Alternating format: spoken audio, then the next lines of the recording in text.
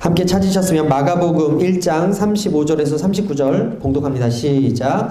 새벽 아직도 밝기 전에 예수께서 일어나 나가 한적한 곳으로 가사 거기서 기도하시더니 시몬과 및 그와 함께 있는 자들이 예수의 뒤를 따라가 만나서 이르되 모든 사람이 주를 찾나이다. 이르시되 우리가 다른 가까운 마을들로 가자. 거기서도 전도하리니 내가 이를 위하여 왔노라 하시고 이에 온 갈릴리에 다니시며 그들의 여러 회당에서 전도하시고 또 귀신들을 내쫓으시더라. 아멘. 따라하겠습니다. 예수님께 배우는 오늘 하루 잘 사는 방법. 여러분 한번 스스로 생각해 보세요. 오늘 하루 내가 잘 살았나? 오늘 하루 내가 잘 살아왔나? 저는 확신할 수 있는 건 여러분 오늘 잘 살았어요. 왜냐하면 마지막을 예배로 마치니까. 할렐루야. 마지막을 하나님의 전에 사모하여 나온 것을 마쳤기 때문에 오늘 하루 여러분 잘 살았다고 저는 생각을 합니다. 옐로우스톤의 늑대 이야기가 있어요. 미국의 옐로우스톤 지역에 늑대가 사슴들을 사냥하면서 사슴의 수가 급격하게 줄어들게 되어서 환경 파괴가 이루어진다고 생각한 미국 주 정부가 사냥꾼들에게 늑대 사냥을 허락하게 됩니다. 그래서 늑대들을 총으로 쏴서 죽이게 되는데 사슴과 멧돼지가 기하학적으로 늘어나게 되는 거죠. 그 이후에 풀과 나무들이 사슴과 멧돼지가 먹어치움으로 인해서 강가에 나무가 사라지게 되었고, 나무가 사라지니까 비버들이 댐을 만들어서 뚝을 만들어서 이 강물이 고여서 그 강물이 그 생태계를 보존하고 있었는데 뚝을 더 이상 만들지 않으니까 강이 황폐해지게 되는 거예요. 나무가 나무가 없으니까 민둥산으로 바뀌니까 홍수가 잦아드니까 옐로우스톤이라는 그 지역 자체가 생태계가 파괴되고 황폐해져 버리는 거죠. 사슴이 그 풀을 먹어버리고 멧돼지가 그 지역의 풀을 먹어버리니까 생태계가 파괴가 됐어요. 그래서 1995년 미국의 주 정부가 캐나다에서 늑대 14마리를 들여옵니다. 미국의 늑대가 아니라 캐나다에서 수입을 해서 14마리를 들어오고 옐로우스톤에 풀어요. 그러니까 사슴과 멧돼지와 코요테들을 잡아먹기 시작해요. 그래서 사슴의 개체수가 줄어드니까 사슴이 떠난 자리에 식물들이 자라게 되었고, 사시나무와 버드나무가 6년 만에 5배로 성장하게 되었고, 멸종되었던 비버들이 돌아와서 강둑을 만들어서 수달이 살고 오리가 살고 어류들의 서식지를 만들었고, 토끼와 쥐가 늘어나게 되었고 매우 훌륭한 야생 서식지가 되었다는 아름다운 이야기입니다. 결론! 하나님은 쓸모없는 것을 만들지 않았다. 사나운 늑대라도 쓸모가 있다는 것입니다. 마찬가지로 하나님은 쓸모없는 하루를 만든 적이 없어요. 그런데 사람들은 하나님이 만든 그 하루를 너무 가치 없고 쓸모없고 막 살아가는 것 같아요. 현재를 영어로 뭐라 그래요? 영어 선생님? 네? 사랑합니다. 프레젠트라고 그러죠. 프레젠트. 이 현재, 지금. 그리고 또 다른 의미로는 선물이라고 하죠. 여러분, 오늘 하루를 선물로 받아서 사는 사람이 있고 오늘 하루를 그냥 흘려보내면서 사는 사람이 있어요. 어떤 사람은 그날 하루를 너무 귀하게 여기고 살아가고 24시간이 아까울 정도로 소중히 여기며 살아가는 사람이 있는 반면에 어떤 사람은 그 하루를 너무 하찮게 여기며 살아가고 있다라는 것이죠. 여러분들은 어떻게 하루를 보내고 계십니까? 여러분, 중독이 되는 과정을 보면요, 하루 만에 나쁜 경험을 한다고 저렇게 얼굴이 바뀌지 않아요. 이 중독의 그 과정은 그 하루를 죄의 시간에 투자하기 시작할 때부터, 좋아하기 시작할 때부터, 빠져들기 시작할 때부터 중독되는 거예요. 여러분, 1만 시간의 법칙의 저자 말콤 글래드웰이라는 분이 이런 말을 하잖아요. 전문가가 정말 되기 원하십니까? 그렇다면 하루에 3시간씩 10년만 해보십시오. 누구든 전문가가 될 수 있습니다. 무슨 얘기입니까? 같은 하루를 선물로 받는데 어떤 사람은 중독에 빠져서 인생을 막 살게 되고 어떤 사람은 3시간씩 자신의 좋아하는 것을 투자해서 전문가가 된다라는 거예요. 오늘 어떤 자매를 만났는데 그분은 이 피아노 치는 걸 너무 좋아해서 8시간을 쉴 새 없이 기쁨으로 친 자매가 있더라고요. 그래서 지금 자기가 좋아하는 일을 하고 있다는 이야기를 제가 들었습니다. 마찬가지예요. 하나님께서 우리에게 동일한 24시간 같은 하루를 주셨는데 그 시간을 여러분 어떻게 사용하고 있냐라는 것이죠. 오늘 예수님께 배우는 오늘 하루 잘 사는 법을 통해서 여러분들의 시간 활용법을 배우고 오늘 하루 잘 살아내는 우리 카리스 청년들 되시기를 주님의 이름으로 축원합니다.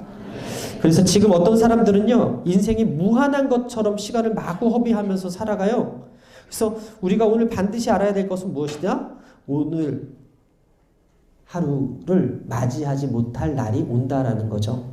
모든 사람의 인생이 유한하다라는 거죠. 언젠가는 끝이 있다라는 거죠.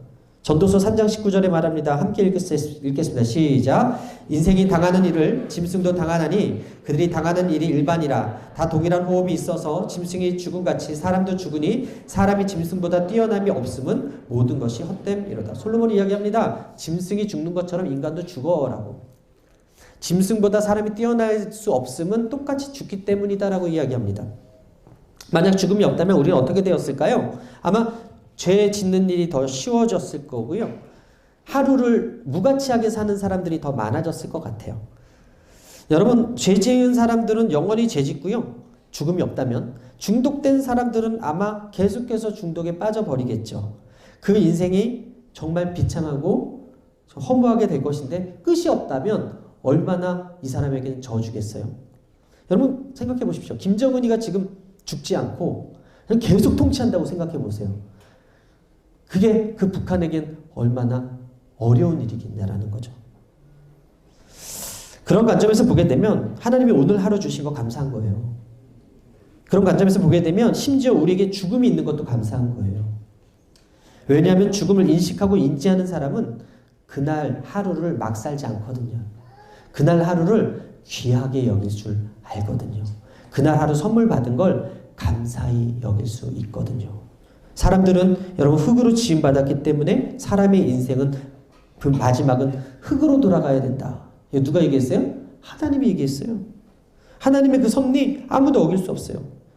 야고보서 4장 14절 이렇게 기록됩니다. 함께 읽겠습니다. 시작. 내일 일을 너희가 알지 못하는도다. 너희 생명이 무엇이냐? 너희는 잠깐 보이다가 없어지는 안개니라. 여기 있는 모두 흙으로 돌아가요. 성골, 진골 뭐 그런 태어날 때 태생이 다르다고 이야기를 하지만 죽을 땐 다 똑같은 흙으로 돌아가요.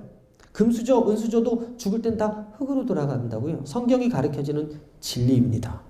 그러나 먼저 가느냐 늦게 가느냐의 차이죠.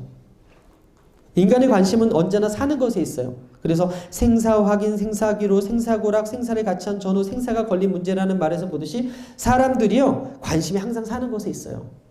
먹고 사는 거에 생이기 때문에 사의 문제, 죽을 사자, 죽음의 이 문제는 항상 뒷전이에요. 그러나 우리가 오늘 잊지 말아야 될 게 무엇이다? 바로 죽음이 생각보다 가까이 있다라는 거예요.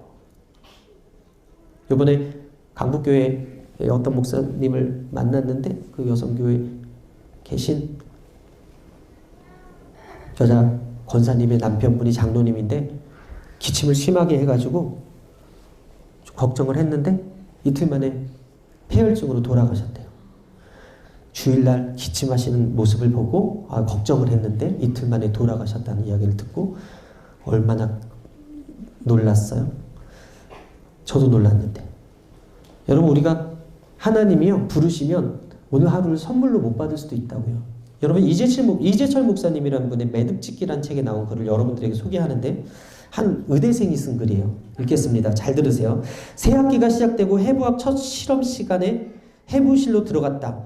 해부 도구와 수술용 고무장갑 그리고 비닐로 된 앞치마에 흰 실험복까지 갇혀 있고 실험실의 문을 여니 거기에는 실험대마다 한 구씩 모두 32구의 시체가 놓여 있었다. 시체의 피부를 벗기는 것이 첫 해부학 실험의 시간의 과제였는데 그 작업을 하는 동안 그것이 단지 시체일 뿐 사람이라는 생각이 전혀 들지 않았다. 아주 정교하게 만들어진 인공 모형의 배를 가르고 있는 듯한 느낌이었다. 그런 착각과 함께 나의 뇌리를 스치며 지나가는 생각들이 있었다. 그래, 이 사람들도 살아있었을 때는 모두 자기 자신이 세상에서 가장 잘났다고 생각하며 살았겠지? 돈도 있었고 명예도 있었고 사랑도 있었고 또 죄를 씻고자 하는 사악한 마음도 있었겠지? 그런데 이제 그들은 자신의 머리털조차 다 깎인 채 실험대 위에 누워있다. 부끄러움도 없이 발가 벗겨진 채로 말이다. 이제는 옷이 아니라 피부가 벗겨지고 근육이 잘리고 내장이 도려내지고 뼈가 추스려지고 있다. 그것도 이제 막 공부를 시작한 신출내기 의사 지망생에 의해서 말이다. 이 아주머니의 얼굴에 평생 동안 발라졌던 화장품은 얼마너치가 되었을까? 저 아저씨는 저 손으로 얼마나 많은 돈을 만졌으며 그것으로부터 얼마만큼의 만족을 얻었을까? 그 순간 갑자기 이런 질문이 떠올랐다. 지금 나 자신과 이 시체들의 사이에는 무슨 차이가 있는가? 그것은 참으로 대답하기 어려운 질문이었다. 굳이 차이점을 찾는다면 그들은 죽었고 나는 살아있다는 것이다. 그렇다면 나는 지금 도대체 무엇을 위해 살고 있단 말인가? 의대생의 글입니다. 여러분, 이 의대생은요, 시체 해부 실습하면서 실험대 위에 누워있는 시체와 자신의 사이에 실제가 아무런 차이가 없다고 이야기합니다.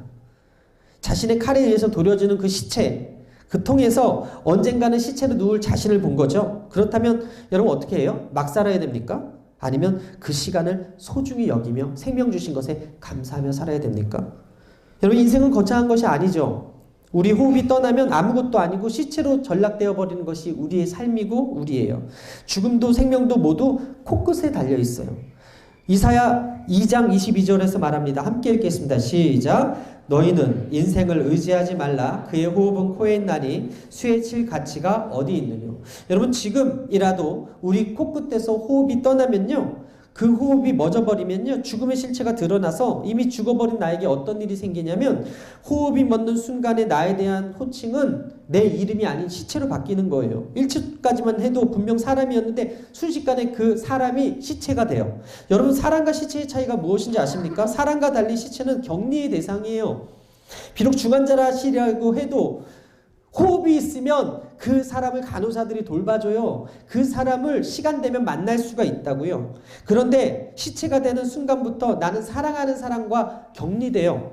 나를 아무리 사랑하는 가족이라고 해도 내 시체를 끌어서 안고 자주는 가족은 없어요. 죽은 시체가 되는 순간부터, 내 호흡이 멈추는 그 순간부터 내가 가진 재물, 내가 가진 명예, 내가 가지고 있었던 모든 스펙, 내가 가지고 있었던 모든 관계와 그 가족까지도 더 이상 나의 소유가 될 수 없다. 아담으로 시작한 때부터 오늘에 이르기까지 죽음의 문제를 극복한 사람은 아무도 없어요.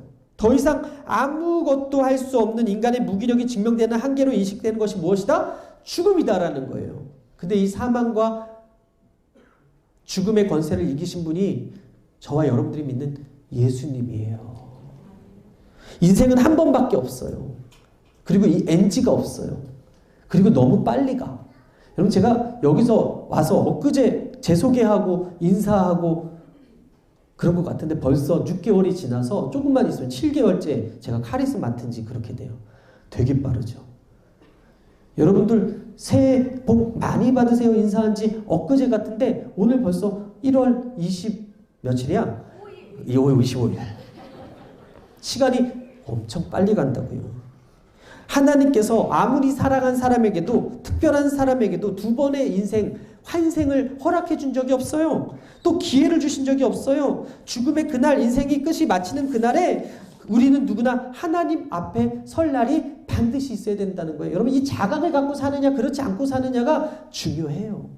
오늘 우리가 선물로 오늘을 받았다면 그날이 있음을 기억하고 사는 지혜가 있게 되기를 주님을 축원합니다. 여러분 부자와 나사로 이야기 다 아시죠? 지옥에 가 있는 부자가 하나님께 이렇게 요청하죠. 누가복음 16장 27절 이하 함께 읽겠습니다. 시작.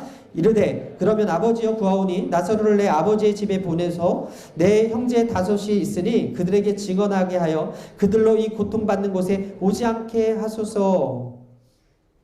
형제 다섯이 있으니까 너무 힘든 이곳에 오지 않게 나사로를 좀 보내주세요 그래요. 그런데 뭐라고 합니까? 누가복음 16장 29절 이하 함께 읽겠습니다. 시작. 아브라함이 이르되 안 나오네요. 제가 읽겠습니다. 아브라함이 이르되 그들에게 모세와 선지자들이 있으니 그들에게 들을지니라. 이르되 그렇지 아니하나이다. 아버지 아브라함이여 만일 죽은 자에게서 그들에게 가는 자가 있으면 회개하리이다.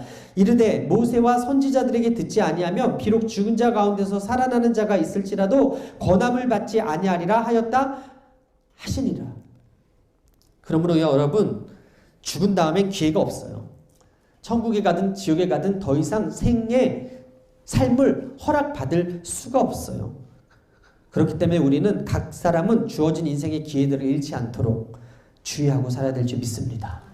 인생은 단 1회전이 한 번밖에 없어요. 그래서 오늘 하루 정말 하나님이 주신 선물인데 실패하지 말았으면 좋겠고요. 막 살지 말았으면 좋겠고요. 그리고 세상 사람들 같이 안 살았으면 좋겠어요. 여러분 2004년 12월 26일 날 인도네시아에 쓰나미라는 대재앙이 발생했어요. 수마트라 섬 앞바다에서 발생한 리터 규모 9.3의 강진이 발생한 후에 쓰나미가 일었는데 그 당시에 아체주에서만 17만 명이 죽고 인도네시아, 인도, 스리랑카, 태국, 소말리아 등 인도양 연안의 14개 국가에서 23만 명이 사망한 엄청난 재앙이 있었거든요. 그런데 다음 주에 이 주간지 더 선 헤드라인에 뭐라고 기록되어 있냐면 해변의 천사라는 게 딱 이렇게 나온 거예요. 부제를 보게 되니까 틸리라는 10살짜리 어린이 사진이 탁 나온 거예요. 틸리가 학교에서 쓰나미에 대해서 배웠어요. 배우는 게 중요해요. 그런데 2주 후에 태국의 푸켓에 놀러 갔는데 가족이 쓰나미는 진앙지가 육지와 가까웠던 까닭에 피할 길 없어서 많은 희생자를 낳았지만 푸켓의 경우에는 그 전조 증상이라는 게 있었다라는 거예요. 인도네시아에서 시작된 쓰나미가 바다를 건너서 태국에 이르기까지 시간이 있었어요. 그런데 푸켓에 당도한 것이 파도가 먼저 당도한 게 아니라 펄떡펄떡거리는 생선들이 막 무트로 해변으로 막 올라오더라는 거예요. 어떻게 보면 백사장으로 뛰어드는 이 생선들이 자살하는 것 같이 보였다라는 거예요. 엄청난 파도에 가벼운 물고기가 먼저 밀려온 건데 사람들은 너무 신기하니까 그 물고기를 잡는데 여념이 없었던 거예요. 근데 틸리가 학교에서 전조 증상을 배웠기 때문에 소리를 질렀어요. 그 사람들을 대피하라고. 지금 엄청난 쓰나미가 몰려올 거라고. 그래서 그 소리를 들은 100명만 살고 그 주변의 사람들이 다 죽었다는 거죠. 4m의 살인적인 파도가 푸켓의 해변을 강타해서 이 호텔 앞 해변에 그 이야기를 들은 100명만 살고 나머지는 다 죽었다. 그래서 틸리가 해변의 천사라고 불리게 되었고, 여러분 열심히 돈을 모았던 부자도 죽음을 맞이했고 이 땅에서 무시당하며 살았던 거짓 나사로도 죽임을 당했어요. 죽음을 똑같이 맞았지만 오늘 내가 어떤 음성을 듣냐에 따라서 죽음 이유가 결정이 된다. 그래서 저는 여러분들이 잘 듣게 되기를 주님의 이름으로 축원합니다. 누가복음 17장 26절 이하에 이런 말씀이 있습니다. 노아의 때에 된 것과 같이 인자의 때에도 그러하리라. 노아가 방주에 들어가던 날까지 사람들이 먹고 마시고 장가들고 시집가더니 홍수가 나서 그들을 다 멸망시켰으며 또 롯의 때와 같으리니 사람들이 먹고 마시고 사고팔고 심고 집을 짓더니 롯이 소돔에서 나가던 날에 하늘로부터 불과 유황이 비오듯 하여 그들을 멸망시켰느니라. 인자가 나타나는 날에도 이러하리라. 여러분 노아 시대의 마지막이 어떻다고요? 정말 마지막 순간까지 먹고 마셨다는 거예요. 음욕을 쫓았다는 거예요. 그러다 보니까 대부분의 사람들이 그 홍수에 목숨을 잃게 되었는데 방주를 짓던 그 노아를 비웃고 하나님의 말씀을 우습게 여겼던 사람들의 끝이 죽음이었는데 지금 우리가 나가서 예수 믿으라고 하면 그 시대와 같이 사람들이 듣지를 않아요. 관심도 없어요. 그런데 우리가 잊지 말아야 될 것은 무엇입니까? 이 인생이 두 번 있지 않는다라는 거예요. 지옥에 가면 다시 생을 허락받거나 천국에 갈 수 없다라는 거예요. 시편 90편 10절입니다. 함께 읽겠습니다. 시작. 우리의 연수가 70이요 강건하면 80이라도 그 연수의 자랑은 수고와 슬픔뿐이요 신속히 가니 우리가 날아가니이다. 시편 90편 12절 시작. 우리에게 우리 날 계수함을 가르치사 지혜의 마음을 얻게 하소서. 여러분, 우리가 이 두 구절에서 볼 수 있는 게 뭐냐? 삶이 유한하다라는, 삶이 유한하다. 우리의 인생이 모래시계 같다. 여러분, 부자도 죽고 가난한 자도 죽어요. 공평하게 그 죽음의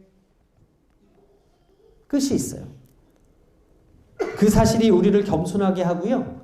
인생이 짧고 유한하고 한 번밖에 허락되지 않는다는 이 사실을 아는 사람만이 하나님을 경외하고 하나님이 주신 오늘을 잘 살아낼 수 있다는 거예요. 여러분, 세상 사람들은 오래 살기 원해요. 장수를 원해요. 그런데 하나님 없는 장수 아무런 의미가 없다고 성경은 이야기합니다. 그들에겐 죽음 이후에 가야 될 곳이 비참하게 정해져 있기 때문에 그렇습니다. 여러분, 예수 잘 믿는다는 게 뭐예요? 죽은 다음에 천국 가는 것, 그것이 목적이 되는 것이 아니라 짧지만 이 세상에서 정말 믿는 자로서 삶을 가치 있게 사는 것, 이것이 진짜 예수 믿는 자들의 삶임을 믿으시게 되기를 바랍니다.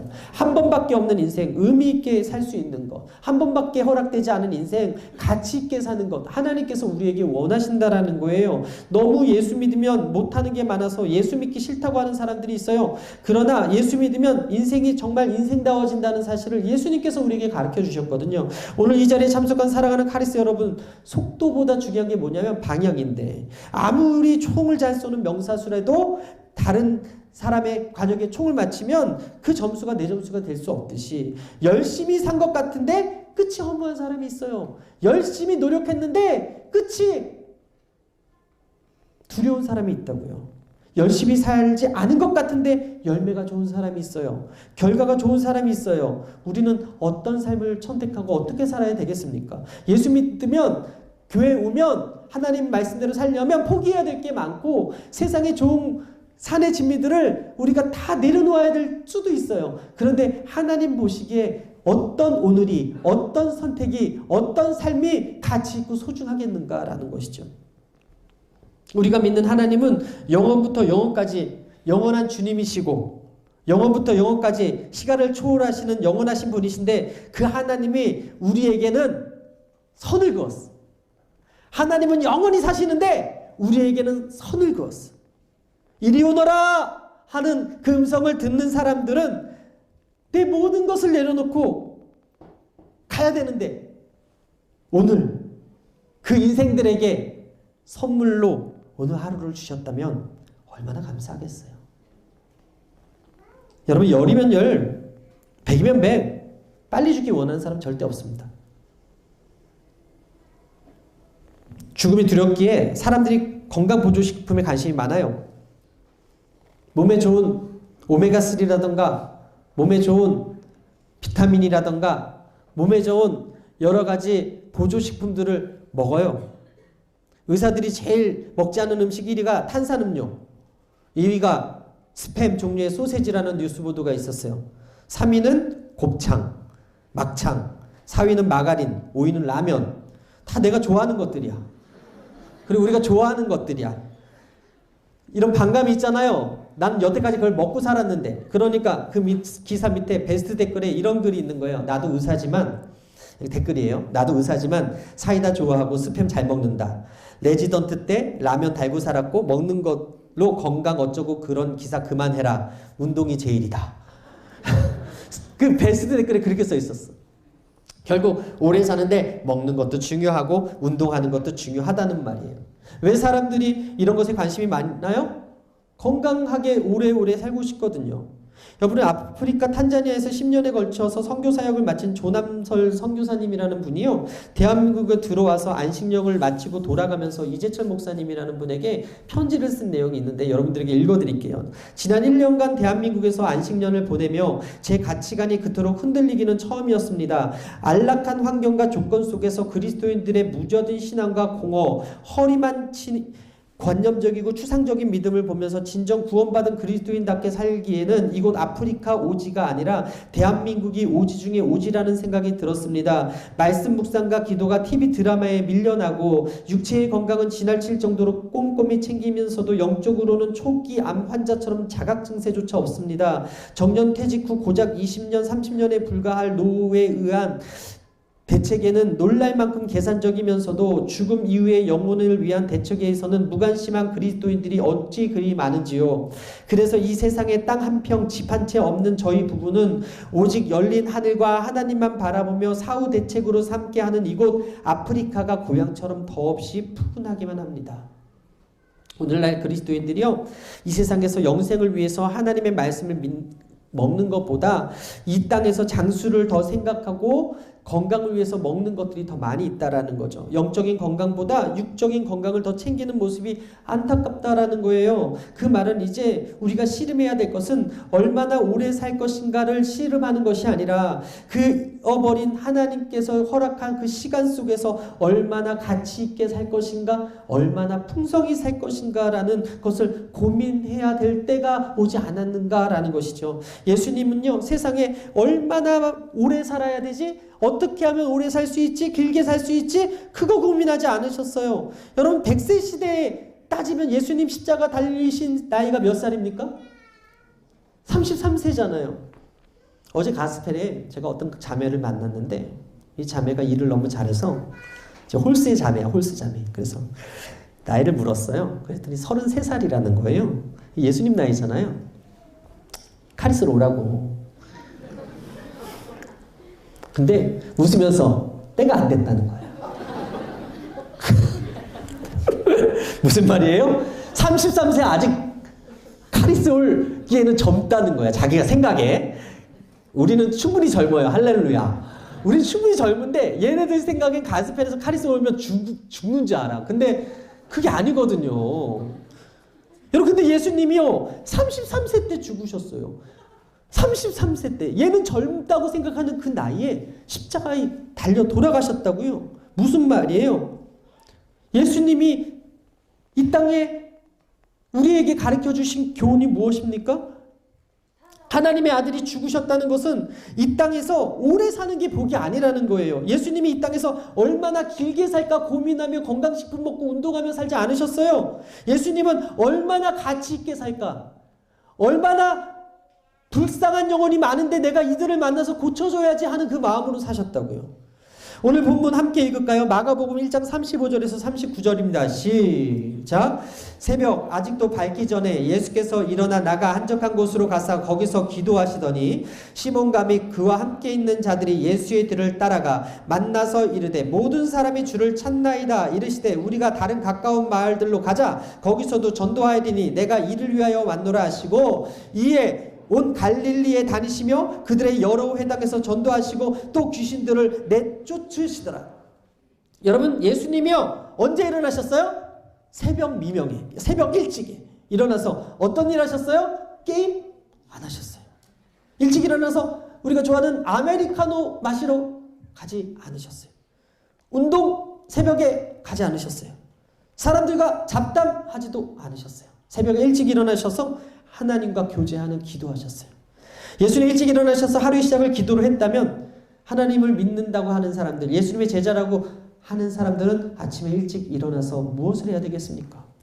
그때 상황이 어땠는지 당시 상황을 마가는 이렇게 기록해요. 마가복음 1장 32절에서 34절 시작.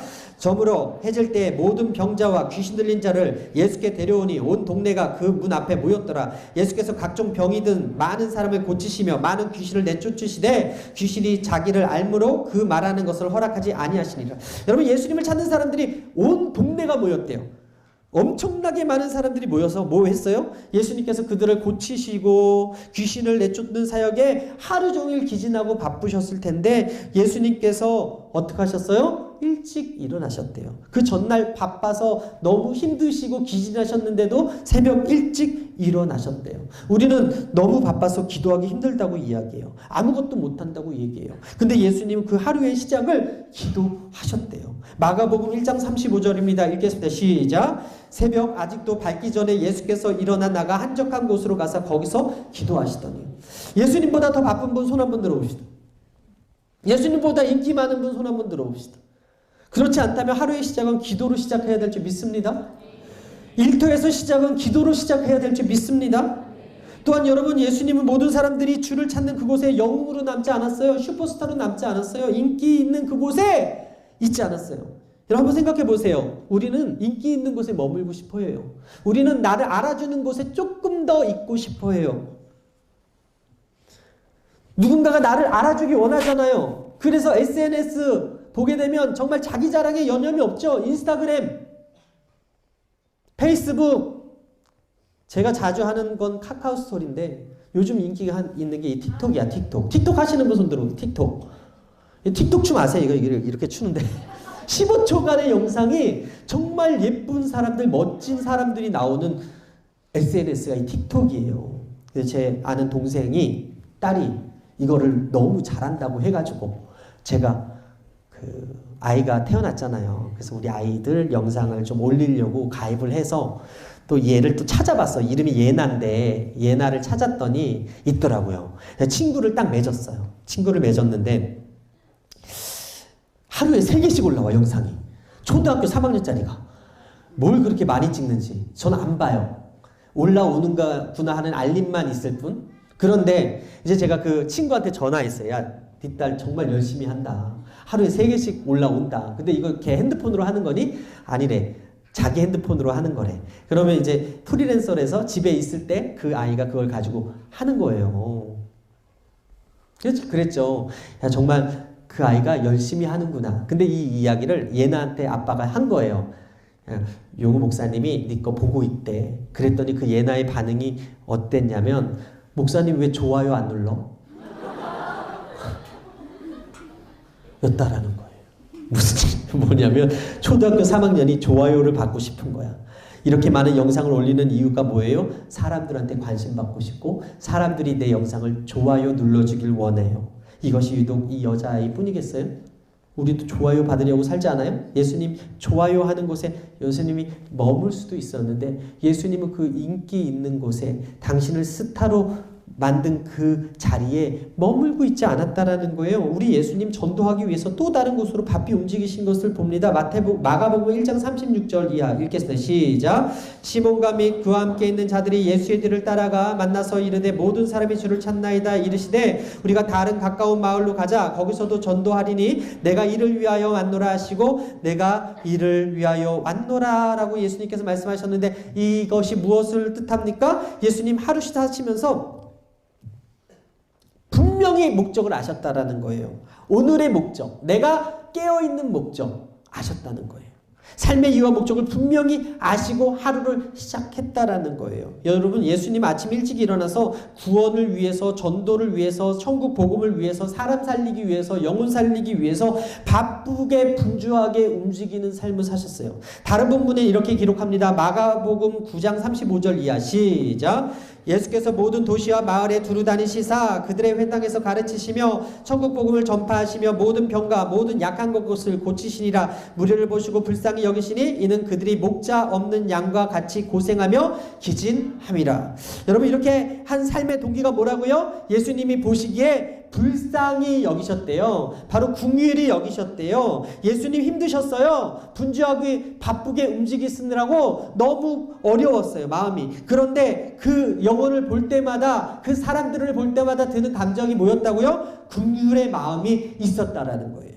사랑하는 여러분, 예수님이 하루를 긍휼히 여기며 사셨다면 우리도 긍휼히 여기며 사는 삶을 살게 되기를 바랍니다. 분당 우리 교회 이찬수 목사님께서 개척한 초창기에 구한 기도 제목이 뭔지 아세요? 분당 우리 교회가 예수님이 하신 것처럼 가르치고 천국 복음 전파하고 모든 병과 모든 악한 것을 고치는 교회가 되게 해달라고 기도했대요. 그런데 자세히 보니까 마태복음 36절에 뭐라고 써 있는가 봤더니 무리를 보시고 불쌍히 여기셨는데 그들이 목자 없는 양과 같이 고생하며 기침함이라는 말이 레마로 확 왔다는 거예요. 초창기의 기도는 가르치는 거 잘하게 해주세요. 천국 복음 잘 전파하게 해주세요. 모든 병과 약한 거 고치는 신유의 교회가 되게 해달라고 기도했는데 하나님께서 주시는 마음은 뭐였냐면 고생하며 기진한 그 영혼들을 궁일히 여기라는 마음을 주셨다라는 거예요. 그래서 그 궁일의 마음을 가지고 지금 목회한다는 말씀을 들었어요. 지구촌교회 원로 목사님이신 이동원 목사님이요, 사모님이 새벽마다 기도할 때 그 기도의 제목이 뭐냐면 궁일히 여겨달라는 거였대요.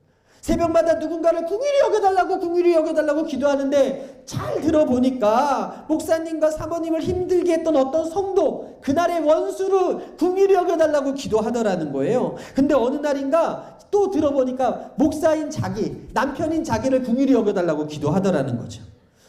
무슨 얘기예요? 그 전날 부부싸움을 했다는 얘기예요. 하나님의 보좌를 움직이는 기도, 가장 강력한 기도의 하나가 무엇입니까? 바로 불쌍히 여겨달라고. 여러분, 기도할 줄 모른다면 오늘 이 시간 한 가지만 기억하십시오. 불쌍히 여겨주십시오. 나를 궁일히 여겨주십시오. 첫 번째, 여러분, 복음서에 불쌍히 여겨달라는 말이 3번이 나오는데 첫 번째가 뭡니까? 매기 바디메오가 기도합니다. 마가복음 10장 47절에 나사렛 예수시란 말을 듣고 소리질러 이르되 다윗의 자손 예수여 나를 불쌍히 여기소서. 그 기도 응답 받았어요? 안 받았어요? 받았죠. 눈이 보였잖아요. 나병 환자 10명이 예수님이 지나간다는 소리를 들었어요. 그리고 소리 질렀어요.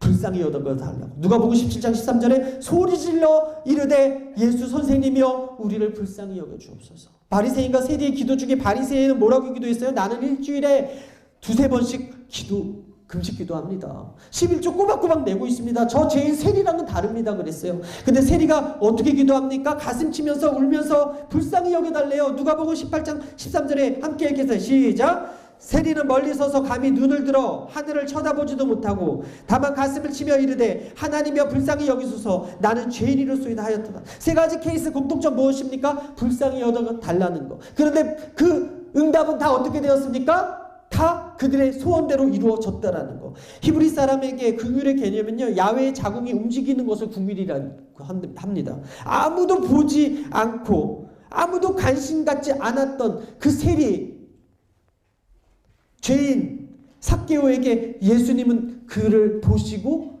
긍휼히 여겨주셨어요. 문둥병자 보고서 가장 깊은 곳이 움직였어요. 다른 사람들은 안 움직이는데 예수님은 움직였어요. 그게 우리 예수님이 하루를 사신 방법이에요. 누가 나의 이웃인가라는 책을 쓴 존 스토트 목사님이 이렇게 말했어요. 예수님의 긍휼이 말로만 그쳐버린 적은 없었다. 그는 행동으로 표현했다. 그는 보셨고 느꼈고 행동하셨다. 행동은 눈에서 마음으로, 마음에서 눈으로 이어진다. 새벽에 예수님이 어떤 기도하셨을까요? 여러분 한번 생각해 보셨나요? 예수님은 분명히 하나님 긍휼히 여기는 마음을 주십시오. 내가 그 긍휼을 가지고 나아가 그 병든 자를 고치고 귀신 들린 그 자를 자유케 하고 눈먼 자를 보게 하는 그 마음을 주십시오. 보게 해 주십시오. 하나님의 속성이 긍휼이니까. 에베소서 2장 4절에서 5절입니다. 읽겠어요. 시작. 긍휼이 풍성하신 하나님이 우리를 사랑하신 그 큰 사랑으로 인하여 허물로 죽은 우리를 그와 함께 살리셨고 너희는 은혜로 구원을 받은 것이라. 오늘 그 하나님이 오늘 저와 여러분을 불쌍히 여겨달라고 기도하게 되기를 바랍니다. 오늘 하나님이 나를 불쌍히 여겨달라고 기도할 때 하나님이 여러분들에게 긍휼을 베풀어 주실 것입니다.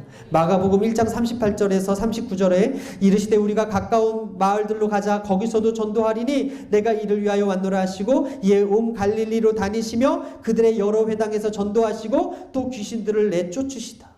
여러분 예수님이 기도로 하루를 시작하셨고 가시는 곳마다 전도하셨고 귀신을 내어 쫓으시면서 이를 위하여 왔다라고 이야기하셨어요. 짧은 생을 사셨어요.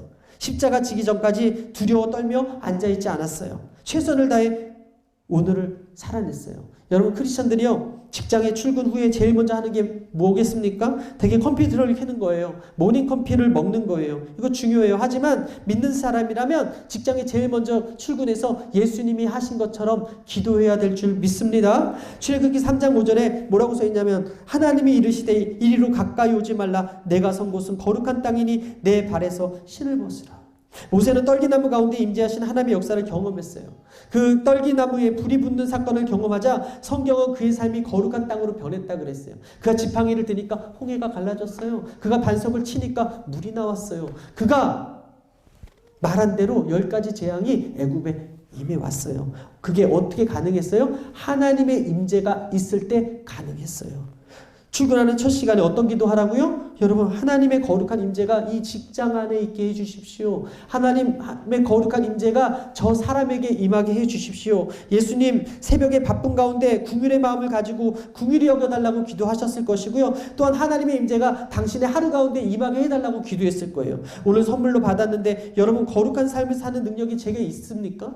우리에게 있습니까? 없지 않습니까? 넘어지지 않습니까? 실패하지 않습니까? 힘들지 않습니까? 그렇지 않습니까? 하나님의 도우심 없이는 우리가 신앙생활 잘할 수 없어요. 내가 내 능력으로 하고 싶은데 그러지 못할 때가 너무나 많아요. 내가 오늘 하루를 잘 살 수 없다면 우리가 기도해야 된다라는 거예요. 하나님의 임재가 내 삶 가운데 임하도록, 하나님의 긍휼이 내 마음 가운데 임하도록. 여러분, 뉴욕 코넬류 대학교 노인학자 칼 필레머 교수가 내가 알고 있는 것을 당신도 알게 된다면 이라는 책에서 노인 1500명을 대상으로 당신의 삶에서 가장 후회되는 것이 무엇입니까? 라고 물었는데, 그 사람이 생각할 땐 뭐 자아 성찰이라던가 자기가 실패했던 경험이라던가 불륜했던 거, 알코올 중독에 빠졌던 거, 사업 실패 등 이런 것들을 후회한다고 얘기할 줄 알았는데 돌아오는 답변이 후회하며 살지 말 걸 그랬다. 걱정하며 살지 말 걸 그랬다. 감사하며 살 걸 그랬다라는 말이 대부분이었다라는 거예요. 노인들이 그렇게 얘기했다라는 거예요. 노인들이 지나간 과거를 바라보면서 후회하지 말 걸, 걱정하지 말 걸, 감사하며 살 걸이라고 얘기했다면 여러분들은 그 노인들보다 젊지 않습니까? 그렇기 때문에 저와 여러분들이 문제가 생기지 않게 두려워서 떨지 말고, 문제가 닥쳐올지라도 두려워하지 말고 대처하는 비결, 바로 예수님께서 하루를 어떻게 사셨는지 가르친 것대로 살게 되기를 주님의 이름으로 축원합니다. 예수님도 바쁘셨고요. 예수님도 피곤하셨어요.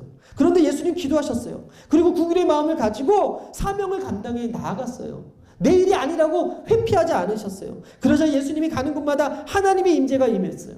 귀신이 쫓겨나갔어요. 병자가 고침받았어요. 하나님의 나라가 임해왔어요. 여러분, 오늘 하루가 여러분의 10년 후를 결정해요.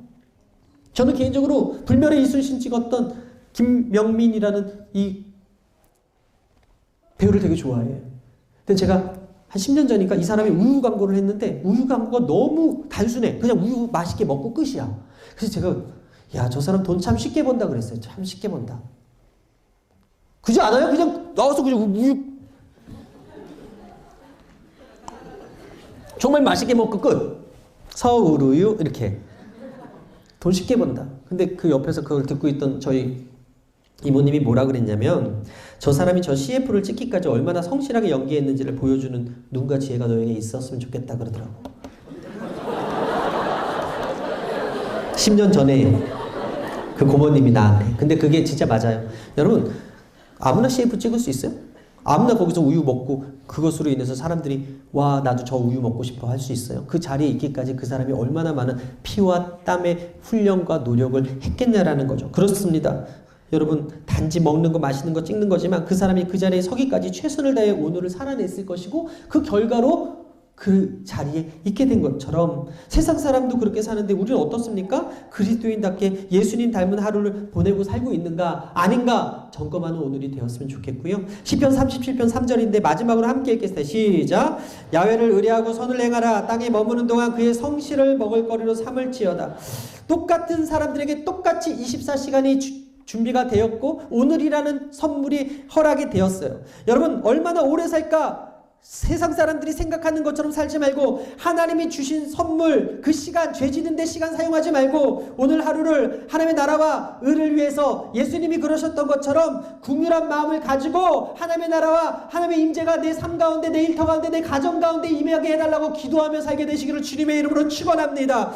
요셉이 성실히 하루에 최선을 다했더니 보디발의 집에서 인정받고 복을 받고, 감옥에서 인정받고 복을 받고, 애굽의 총리가 되어 한 제국을 다스리는 사람이 되었어요. 여러분, 다윗도 하루의 성실함이 하나님이 보셨어요. 그리고 그를 이스라엘의 왕으로 기부어 주셨어요. 아무도 예비하지 않은 그곳에서 예루살렘을 향해서 창을 열고서 하루 3번 성실하게 하나님을 바라보고 기도하고 예배했던 다니엘을 하나님이 사자굴에서 건져주시고 하나님이 그를 총리로 높여주셨어요. 여러분들 어떤 삶을 살기 원하고 어떻게 쓰임받길 원하십니까? 가는 곳마다 하나님의 임재가 나타나길 원하신다면 오늘 하루 성실하게 살게 되기를 주님의 이름으로 축원합니다.